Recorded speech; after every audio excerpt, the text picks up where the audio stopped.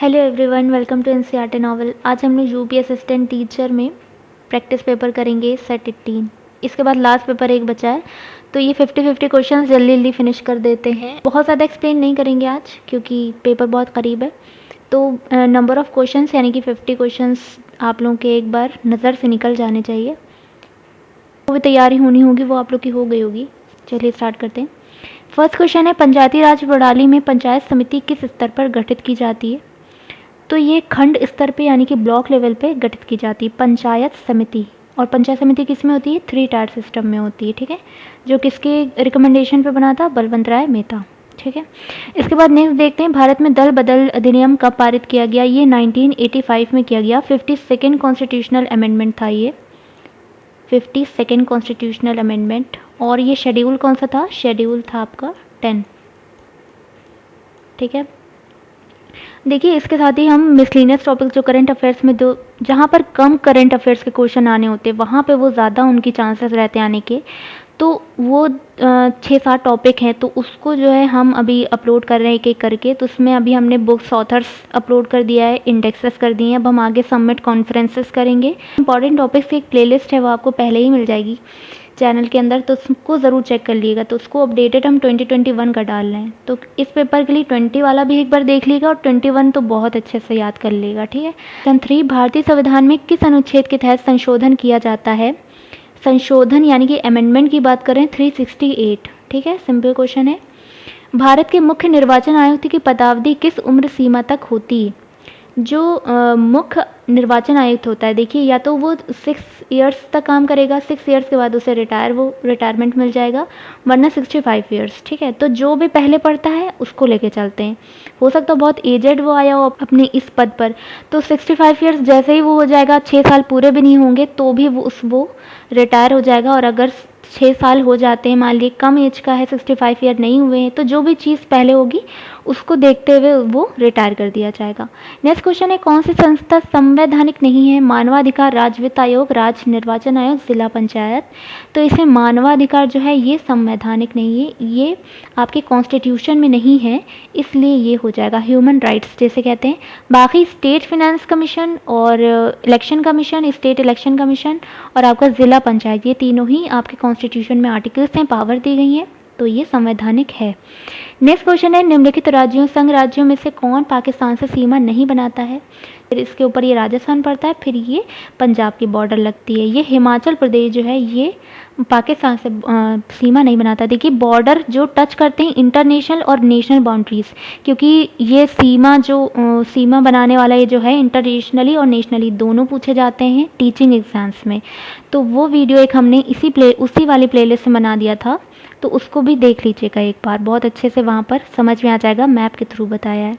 Next question है, निम्नलिखित में से कौन राज्य सर्वाधिक राज्यों से सीमा बनाता है? सबसे ज़्यादा राज्यों से सीमा बनाता है, तो आपका यूपी जो है ये सबसे ज़्यादा बनाता है। कितने राज्यों से बनाता है? ये टोटल 8 स्टेट और 1 यूटी, 8+1 का रेशियो रहता है इसका, 8 स्टेट और 1 यूटी। ठीक है, उत्तराखंड, हिमाचल प्रदेश, फिर इधर हरियाणा, दिल्ली, ये सारे आते हैं। और इस साइड आपका क्या? बिहार, फिर इधर झारखंड, फिर इधर छत्तीसगढ़, फिर इधर बहुत बड़ी सी एमपी से, सबसे लंबा बॉर्डर जो इसका लगता है वो एमपी से लगता है, मध्य प्रदेश। उसके बाद इधर ये राजस्थान। ठीक है, तो ये टोटल 8 हो गए, 1 2 3 4 5 6 7 8 स्टेट हो गए और 1 यूटी दिल्ली, इससे बॉर्डर टच होता है। तो कुछ इस टाइप से होता है, तो उसको मैप में एक बार देख लीजिएगा। नेक्स्ट है, पुडुचेरी का विभाजन क्षेत्र किस राज्य में नहीं है? तेलंगाना में नहीं है। देखिए पुडुचेरी का पार्ट तमिलनाडु में भी है, केरला में भी है और आंध्र प्रदेश में भी है। केरला इधर है साउथ में अगर बात करें, और तमिलनाडु आपका ये है, और इसके ऊपर ये आपका आंध्र प्रदेश है। ठीक है, और यहीं पर तेलंगाना है। तो इन तीनों में इसका पुडुचेरी का पार्ट मिलता है देखने को। नेक्स्ट देखते हैं, गोविंद सागर झील भारत के किस राज्य में स्थित है? ये हिमाचल प्रदेश में है। ठीक है, गोविंद सागर झील जो है ये हिमाचल प्रदेश में है, और किस रिवर पे है? ये सतलुज रिवर पे है। ठीक है, नेक्स्ट क्वेश्चन है, सविनय अवज्ञा आंदोलन के समय महात्मा गांधी ने कौन सा सत्याग्रह शुरू किया था? देखिए नमक सत्याग्रह जो इनका चल रहा था, डांडी नमक जो ये वाला सत्याग्रह चल रहा था, इसके बाद यहीं से इनका सविनय अवज्ञा सिविल डिसोबीडियंस स्टार्ट हो जाता है, तो इसे याद रखिएगा। तो आपका राइट आंसर ए हो जाएगा। नेक्स्ट है नर्मदा बचाओ आंदोलन से निम्नलिखित में से कौन संबंधित है? तो इसमें मेधा पाटकर ये इसकी मेन है, इनके थ्रू चलाया गया था। और बताने जरूरत नहीं। नेक्स्ट क्वेश्चन है विश्व वानिकी दिवस कब मनाया जाता है? विश्व वानिकी दिवस ये 21 मार्च को सेलिब्रेट किया जाता है, 21 मार्च को। 5 जून को तो इन्वायरमेंट डे होता है, और 16 सितंबर ओजोन डे होता है, और 31 में आपका टोबैको डे होता है। तो ये डेज कुछ इंपॉर्टेंट हैं। नेक्स्ट है ऋग्वेद है। ऋग्वेद क्या है? स्रोतों का संकलन है, ठीक है। नेक्स्ट है निम्नलिखित में से किस राजवंश के अभिलेख से इस परंपरा का समर्थन होता है कि लुम्बिनी शाक्यमुनि बुद्ध का जन्म स्थान था? लुम्बिनी शाक्यमुनि बुद्ध का जन्म स्थान था, ये किस अभिलेख से पता चलता है? तो ये आपको देखिए, एक था रुक्मिणी देई, नाम सुना होगा इसका, रुक्मिणी देई इंस्क्रिप्शन, ठीक है। और ये किसका है? ये है अशोक का। अशोक किस डायनेस्टी से थे? मौर्य डायनेस्टी से थे। तो यहाँ पर ये पूछा गया है, ठीक है। थोड़ा सा इनडायरेक्टली क्वेश्चन है, तो यहाँ पर ये चीज़ पता होनी चाहिए। शाक्यमुनि बुद्ध इस जन्म स्थान था, बर्थ प्लेस था लुम्बिनी, ये पता चला है रुक्मिणी देई इंस्क्रिप्शन से। और ये है किसका? ये अशोक का है। और अशोक क्या थे? अशोक मौर्य डायनेस्टी के थे। नेक्स्ट है निम्नलिखित में से किस प्रथा की शुरुआत राजपूतों के समय में हुई थी? राजपूतों के समय में जौहर प्रथा हुई थी, यहीं से स्टार्ट हुई थी। नेक्स्ट है औरंगजेब की मृत्यु के समय मराठा नेतृत्व किसके हाथों में था? मराठा का नेतृत्व था वो ताराबाई के हाथों में था। इस टाइम शिवाजी 2 जो थे वो काफ़ी छोटे थे, वो गद्दी पे थे, लेकिन पूरा जो काम संभाल रही थी वो ताराबाई, इनकी मदर थी, वही संभाल रही थी, ठीक है। तो ये चीज़ इंपॉर्टेंट है। नेक्स्ट है ब्रिटिश भारत की राजधानी का कलकत्ता से दिल्ली स्थानांतरण किसके काल में हुआ था? ये हुआ था लॉर्ड हॉर्डिंग के टाइम पे। और तभी वहाँ पर क्या हुआ था? दिल्ली दरबार का नाम सुना होगा, दिल्ली दरबार बनाया गया था वहाँ। नेक्स्ट क्वेश्चन है रोलेट एक्ट किस वायसराय के काल में पारित हुआ था? रोलेट एक्ट कब हुआ था? 1919 में हुआ था, और ये टाइम था चेम्सफोर्ड का, यानी कि लॉर्ड चेम्सफोर्ड राइट हो जाएगा, ठीक है। इसी टाइम जलियांवाला बाग मैसेकर ये भी हुआ था, और रोलेट एक्ट ये आसपास हुआ था, 1919 में हुए थे। नेक्स्ट है गुरुत्वाकर्षण के सार्वभौमिक नियम का प्रतिपादन किसने किया था? तो ये न्यूटन ने किया था, ठीक है, न्यूटन ने किया था। सार्वभौमिक नियम गुरुत्वाकर्षण का क्या था?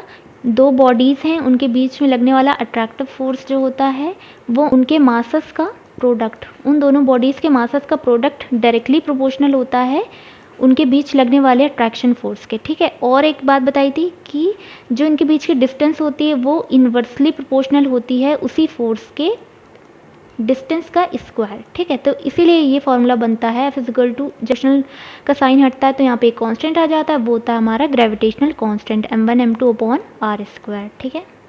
यहीं से ये इक्वेशन आ जाती है, किसका होता है? न्यूटन का होता है लॉ। नेक्स्ट है निम्नलिखित में से किसके लिए माध्यम आवश्यक नहीं है? देखिए विकिरण रेडिएशन के लिए माध्यम आवश्यक नहीं है, यानी कि मीडियम जो है वो इम्पॉर्टेंट नहीं है, किसके लिए? रेडिएशन के लिए। यहाँ पे मोड है हीट ट्रांसफर होने के मोड है संवहन, चालन और विकिरण, कंडक्शन, कन्वेक्शन और रेडिएशन। तो रेडिएशन के लिए मीडियम इम्पॉर्टेंट नहीं। नेक्स्ट है भारतीय संविधान में समानता का अधिकार 5 अनुच्छेदों द्वारा स्वीकृत है। रिपीटेड क्वेश्चन है, इसको हम एक्सप्लेन कर चुके हैं बहुत अच्छे से, प्रीवियस पेपर में देख लीजिएगा। 14 to 18 जो है ये आपका है राइट टू इक्वालिटी। नेक्स्ट है निम्नलिखित में से कौन जल से हल्का होता है? जल से हल्का जो होता है वो सोडियम होता है, ठीक है। और इसको देखा होगा सोडियम को, जो सोडियम मेटल को जो रखते हैं लैब वगैरह में, केमिस्ट्री लैब में देखा होगा, उसको केरोसिन में रखते हैं, ठीक है, याद रखिएगा। इससे सोडियम जो होता है वो जल से हल्का होता है। नेक्स्ट है लाल रक्त कणिकाएं मुख्यतः बनती हैं जो आरबीसीज होती हैं। आरबीसीज बनती कहाँ हैं और ख़त्म कहाँ पे होती हैं? देखिए बनती हैं ये बोन मैरो में, अस्थि मज्जा में बनती हैं, और ख़त्म होती हैं यानी कि जो मर जाती हैं वो स्प्लीन में, ठीक है, स्प्लीन में इस तरह से होता है।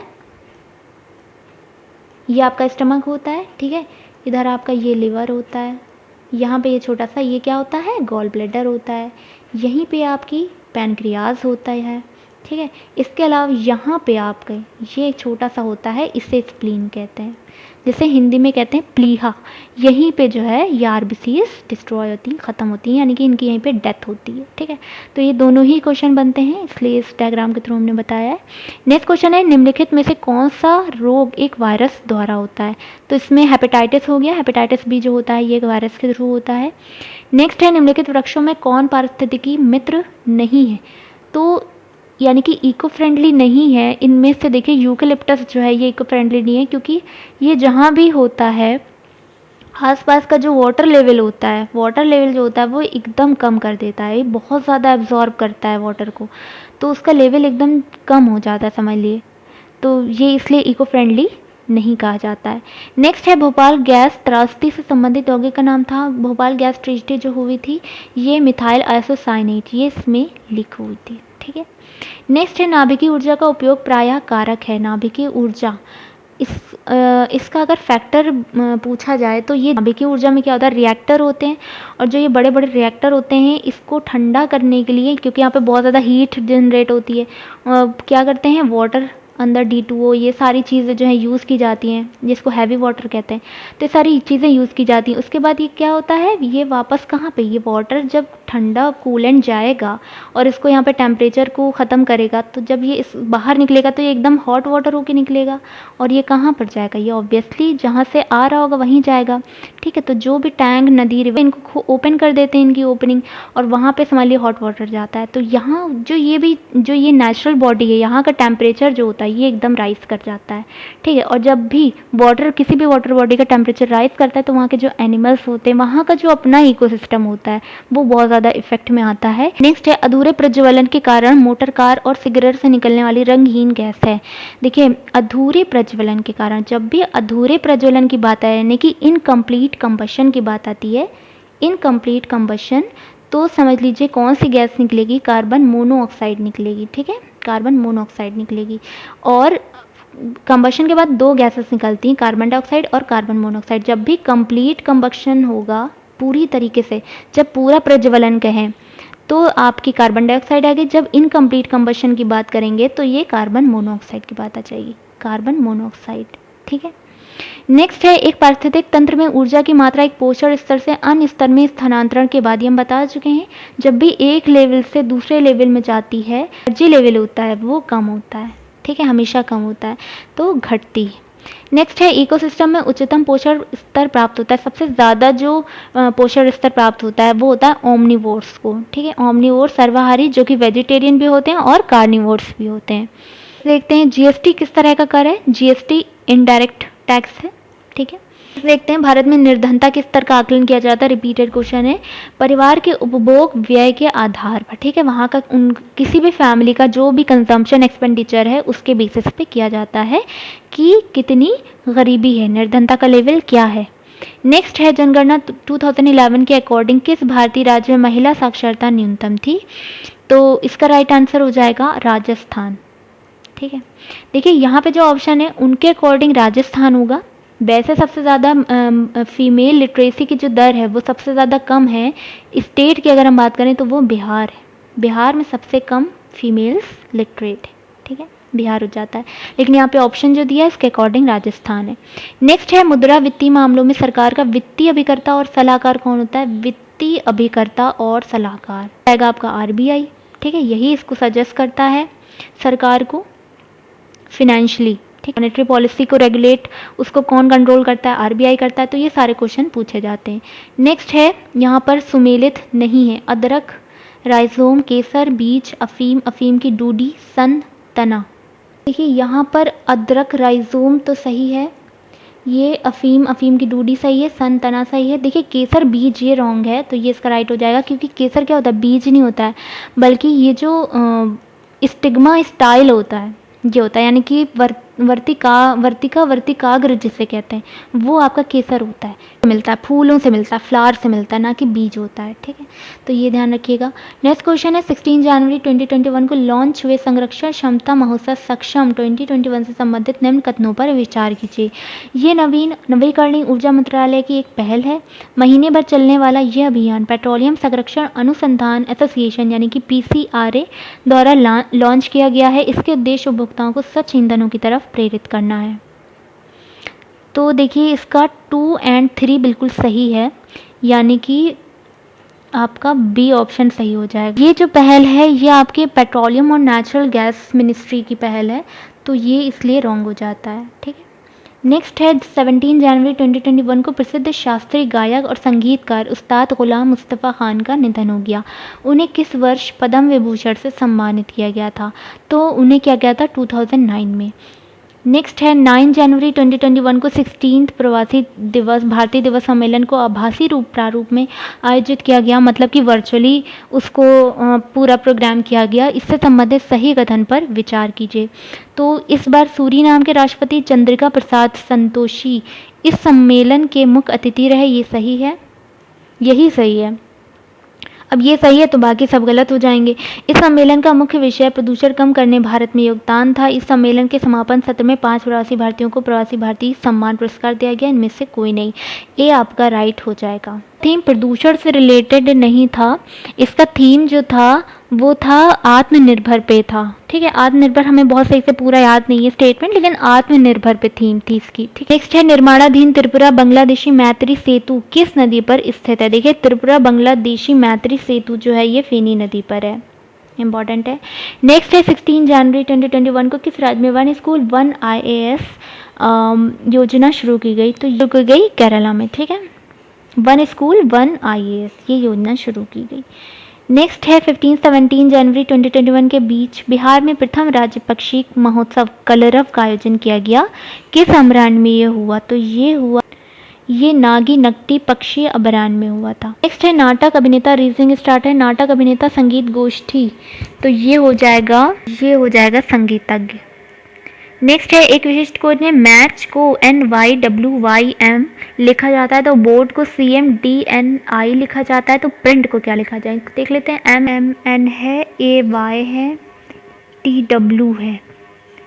देखिए इसमें जो रिलेशन है MN +1 का है, AY का रिलेशन -2 हो जाता है, TW का रिलेशन +3 हो जाता है। अच्छा इस तरह से चला है, फिर -4 हो जाएगा, इस तरह से रिलेशन है। तो प्रिंट का देख लेते हैं। क्यूज एक ही ऑप्शन है, सबसे पहले यहाँ देख लीजिएगा ऑप्शन में अलग अलग से स्टार्ट है या एक से स्टार्ट है, तो बस एक बार यहाँ पे सीरीज समझकर दूसरे को चेक भी करने की ज़रूरत नहीं है, आराम से कर लेगा। पी का क्यू हो जाएगा। नेक्स्ट है दिए गए विकल्पों में से विषम शब्द, विषम इसको ऑट निकालना है। प्रसूति विशेषक, पादश विशेषक, फुफ्फुस रोग, कृत्रिम अंग, प्रोस्टेट विशेषक। देखिए यहाँ पर ये सारे जो हैं ये नेचुरल जो स्पेशलिस्ट होते हैं, डिजीज़ जो भी होती हैं नेचुरल होती हैं डिजीज़ की, ये आर्टिफिशियल की बात कर रहे हैं, ठीक है। तो ये इसका ऑड हो जाएगा, कृत्रिम अंग विशेषक। नेक्स्ट है मंकी, XDJMNL की तरह लिखा जाए, तो टाइगर कोसी इसमें कैसे लिखेंगे देख लेते हैं। यहाँ पर रिलेशन M, यहाँ पर ये -1 है और YX ये -1 है, ठीक है। तो -1 की सीरीज़ है। नेक्स्ट क्वेश्चन देखते हैं। हरि को याद है उसके पिता का जन्मदिन 13 और 16 जून के बीच में पड़ता है, जबकि उसकी बहन को याद है कि उसके पिता का जन्मदिन 14-18 के लिख लेते हैं। देखिए 13 से 16 के बीच कह रहे हैं एक उनके पिता, उसकी बहन कह रही है 14 से 18 के बीच में पड़ता है। उनके पिता का जन्मदिन किस दिन होगा? अब देखिए 13-14 होगा नहीं, 16-18 होगा नहीं, बीच में क्या पड़ रहा है? दो आ रही हैं अलग की, 15 और 17। अब देखिए अगर हम 17 को लेते हैं तो इनके पिता की बात गलत हो जाएगी, यानी कि इनकी मेमोरी गलत है, उसको भी नहीं करना है हमें। और अगर हम 15 को लेते हैं तो दोनों की बात हो सकती है, ये जो कह रहे हैं 14 से 18 ये भी आ रहा है और 13 to 16 ये भी आ रहा है, तो 15 आपका राइट आंसर हो जाएगा। नेक्स्ट क्वेश्चन है कथन सभी दार्शनिक पुरुष होते हैं, सुकरात दार्शनिक था। सुकरात पुरुष था, सुकरात पुरुष था सही है, महिलाएं दार्शनिक नहीं होती। देखिए इस स्टेटमेंट से ये चीज़ क्लियर तो नहीं हो रही कि महिलाओं के बारे में कोई भी बात, लेकिन इस घटना चक्र में क्या किया इन्होंने, इसको दोनों को सही बोला है, लेकिन मेरे हिसाब से सिर्फ 1 होना चाहिए। आप लोग देख लीजिएगा, इसको एक बार चेक कर लीजिएगा, ठीक है। मेरे हिसाब से 1 होना चाहिए, क्योंकि जब यहाँ पर महिला वर्ड मेंशन नहीं किया है तो हम खुद से नहीं सोचते और हम इसको कॉमन लेके नहीं चलते कि एक्चुअली में होता क्या है, हम सिर्फ इस स्टेटमेंट पे ध्यान देते हैं कि स्टेटमेंट में क्या है। सभी दार्शनिक पुरुष हैं, यानी कि रिलेशन जो है वो दार्शनिक और पुरुष के बारे में है, ठीक है। और सुकरात दार्शनिक है, सुकरात नाम आया है और ये दार्शनिक था इसके बारे में, इसके अकॉर्डिंग सुकरात पुरुष था, ये बिल्कुल सही हो जाता है। लेकिन महिलाएं दार्शनिक होती हैं या नहीं होती हैं, ये कहीं से भी इस कथन से नहीं पता चल रहा है, ठीक है। तो लेकिन घटना चक्र में इन्होंने बोला कि दोनों सही हैं, तो एक बार चेक कर लीजिएगा, ये मेरा राइट आंसर है केवल 1 और ये घटना चक्र का राइट आंसर। इसको नेक्स्ट क्वेश्चन है, डायनो एडवेंचर पार्क और फॉसिल्स म्यूजियम कहाँ स्थित है? ये मांडू में है, मध्य प्रदेश, एमपी के मांडू में, ठीक है, फॉसिल म्यूजियम। नेक्स्ट है, भारत छोड़ो आंदोलन के दौरान उत्तर प्रदेश में कहाँ पर समानांतर सरकार की स्थापना की गई थी?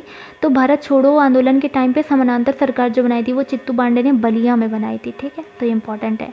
नेक्स्ट है, चौरी चौरा कांड किस गवर्नर जनरल के समय पे हुआ था? चौरी चौरा कांड जो हुआ था ये हुआ था 1922 में, और 1922 में उस टाइम पे थे लॉर्ड रीडिंग, राइट हो जाएगा, ठीक है, लॉर्ड रीडिंग थे। तो यहाँ पे 50 क्वेश्चन फिनिश हो जाते हैं, बस एक प्रैक्टिस सेट और है, उसको भी हम जल्दी से 2-3 दिन में हम इसको भी अपलोड कर देंगे, तो उसको देख लीजिएगा एक बार। Thank you so much.